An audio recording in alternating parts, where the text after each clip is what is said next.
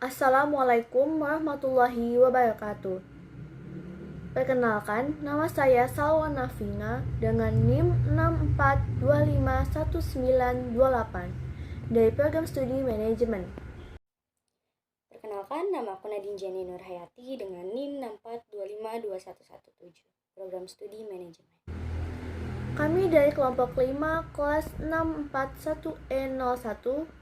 Di sini kami ingin menjelaskan isi dari makalah kami yang berjudul Analisis Permasalahan dan Pengambilan Keputusan Manajerial terhadap Tantangan Operasional Zenius Education.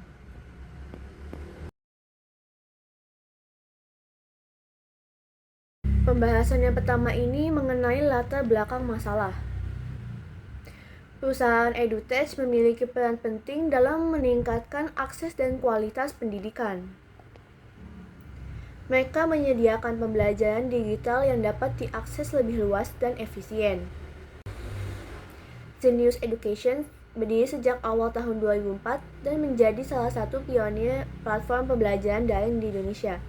Zenius menyediakan video pembelajaran dan layanan pendidikan untuk siswa K-12 dari SD sampai SMA.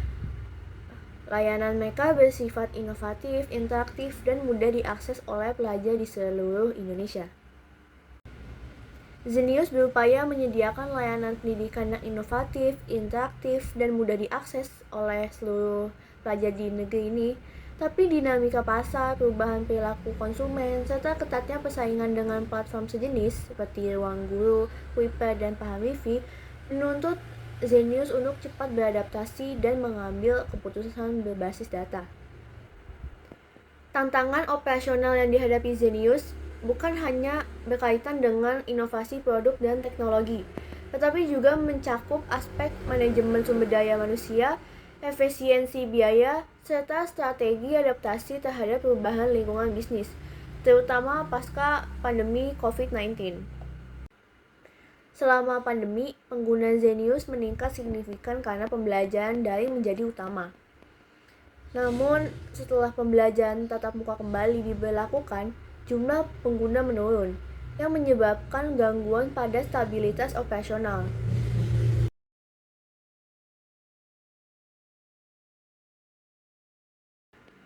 Selanjutnya, ini adalah permasalahan utama yang dihadapi Zenius.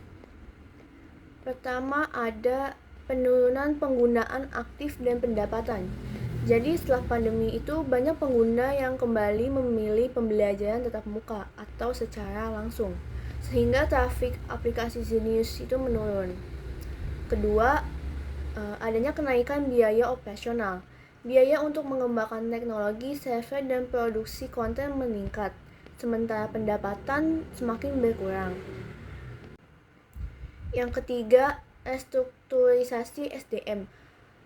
Ini untuk menekan biaya. Zenius melakukan pemutusan hubungan kerja atau PHK massal yang berdampak pada moral dan stabilitas organisasi.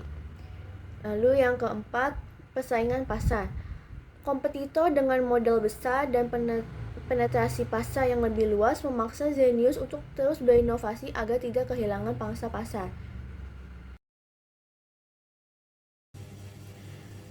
Selanjutnya yaitu penerapan pengambilan keputusan perusahaan yang berdasarkan model Herbert Simon. Yang pertama, ada tahap intelijen atau kecerdasan. Pada tahap ini, pengambil keputusan mengidentifikasi masalah atau peluang yang ada. Langkah-langkahnya meliputi: pertama, mengumpulkan informasi dari lingkungan internal dan eksternal organisasi. Yang kedua, menganalisis data untuk menemukan penyebab masalah. Yang ketiga, menentukan area yang perlu diperbaiki atau dioptimalkan. Yang kedua adalah tahap perancangan. Pada tahap ini, pengambil keputusan merancang dan mengembangkan alternatif solusi terhadap masalah yang telah diidentifikasi. Langkah-langkahnya yaitu: pertama, menyusun berbagai alternatif tindakan. Kedua, menilai kelebihan dan kelemahan masing-masing alternatif. Lalu yang ketiga, menentukan kriteria untuk mengevaluasi alternatif terbaik. Tahap terakhir yaitu tahap pemilihan. Tahap ini adalah saat pengambilan keputusan dilakukan. Dari alternatif yang sudah disusun, pengambil keputusan memilih satu atau beberapa yang paling efektif dan efisien berdasarkan data dan pertimbangan yang ada.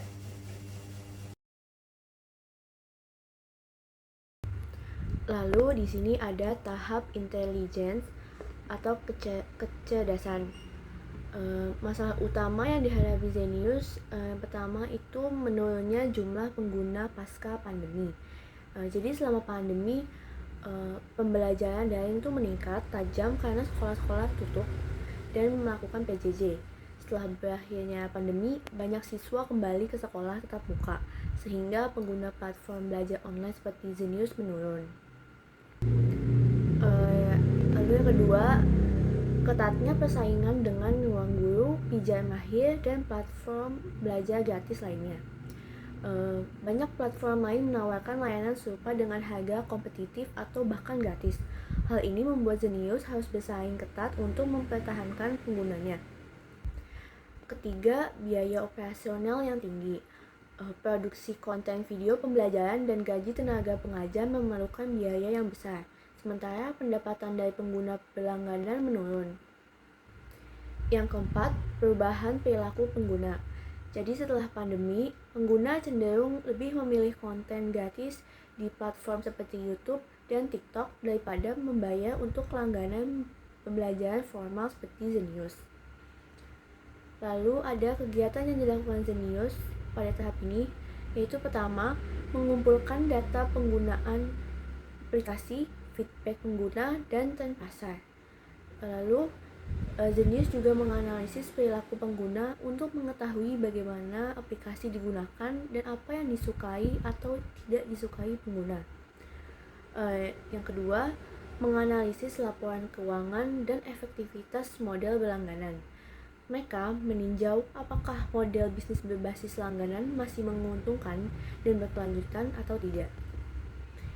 Lalu yang ketiga, mengidentifikasi bahwa model subscription learning pasca pandemi kurang diminati. Jadi, dari hasil analisis ditemukan bahwa pengguna tidak lagi tertarik untuk membayar langganan bulanan seperti sebelumnya, sehingga model bisnis ini perlu dievaluasi kembali. Selanjutnya yaitu ada tahap desain atau perancangan. Ini adalah beberapa opsi alternatif solusi yang dapat dipertimbangkan oleh Zenius Education. Yang pertama itu diversifikasi produk, masuk ke segmen business to business, yaitu menjalin kerjasama dengan sekolah atau perusahaan. Tujuannya itu supaya tidak hanya bergantung pada pengguna individu, tetapi juga mendapatkan pelanggan tetap dari institusi pendidikan atau korporasi. Yang kedua yaitu kolaborasi atau manajer, yaitu melakukan integrasi dengan pihak lain, misalnya dengan Prima Gama. Sebenarnya ini sudah terjadi pada tahun 2022. Tujuannya itu memperkuat jaringan, memperluas pasar, dan menekan biaya operasional melalui sinergi antara dua lembaga pendidikan. Lalu ketiga ada model freemium. Ini menyediakan sebagian konten gratis untuk menarik pengguna baru, tetapi tetap menawarkan konten premium berbayar. Jadi strategi ini menyesuaikan dengan tren pengguna yang lebih suka konten gratis pasca pandemi. Lalu yang keempat itu efisiensi biaya. Dengan melakukan restrukturisasi tim dan produksi konten agar biaya operasional berkurang.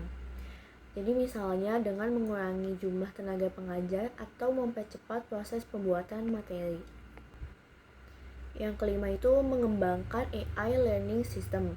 Mengembangkan sistem pembelajaran berbasis kecerdasan buatan atau AI agar pembelajaran menjadi lebih terpersonalisasi sesuai kebutuhan dan gaya belajar pengguna.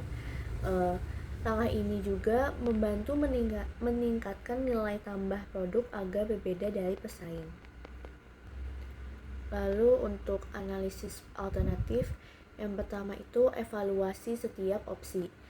Di setiap alternatif solusi dievaluasi berdasarkan beberapa kriteria seperti dampak keuangan, risiko, dan potensi pertumbuhan. Yang kedua, pemilihan kombinasi strategi.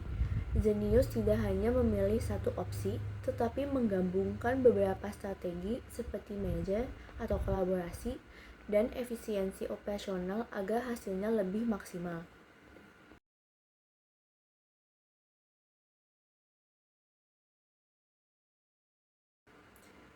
Lalu ini adalah tahap choice atau pemilihan. Ini merupakan keputusan yang diambil oleh Zenius, yaitu menghentikan operasi sementara.